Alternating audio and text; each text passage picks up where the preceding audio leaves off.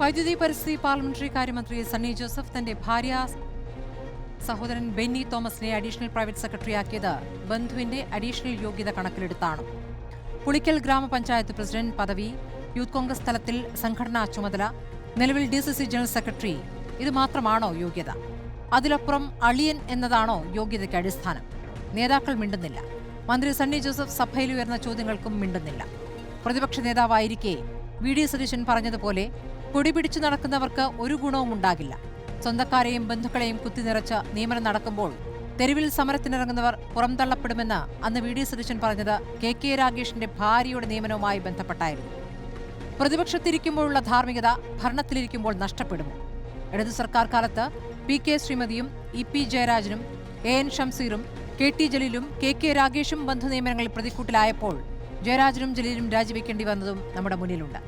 ജനം കാണുന്നുവെന്ന് ആവർത്തിക്കുന്ന ഭരണകൂടം ജനത്തിന് ബോധ്യമാകുന്ന മറുപടി നൽകേണ്ടേ? ചോദ്യങ്ങൾ ഉയരുമ്പോൾ മന്ത്രിക്ക് മൗനമോ എന്നതാണ് ചോദ്യം.